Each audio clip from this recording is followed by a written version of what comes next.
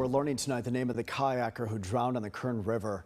It took 43 days for rescuers to recover his body because the current was so strong, too dangerous. CBS 47's Rhett Rodriguez joins us now live in studio to explain why it took so long to recover his body. Rhett? Brian, the man who drowned on June 14th has been identified as 26-year-old William Hoxley. Deputies say he was an avid kayaker, and rescues say river conditions were too dangerous at the time to retrieve his body, and they were forced to leave it there for more than a month.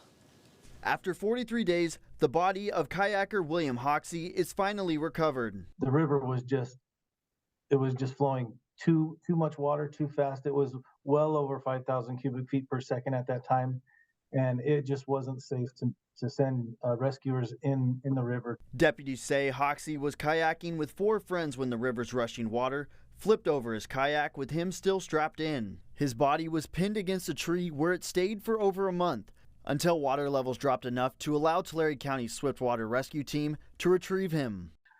We also had help from Kern County Sheriff's Department and Tulare County Fire Department on this rescue.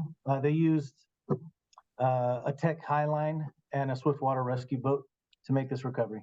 Even though water levels may be lower than before, the Sheriff's Office is reminding people that all rivers in the county are closed to those who are not experienced kayakers. It's hot, and the sheriff understands it's hot, and people want to, hit the waterways and cool off. Our recommendation is, use water safety, but maybe do it at the lakes or community pools or something like that. But the rivers are just far too dangerous to go into. The Sheriff's Office says they're happy to answer any questions the public might have on what defines an expert kayaker.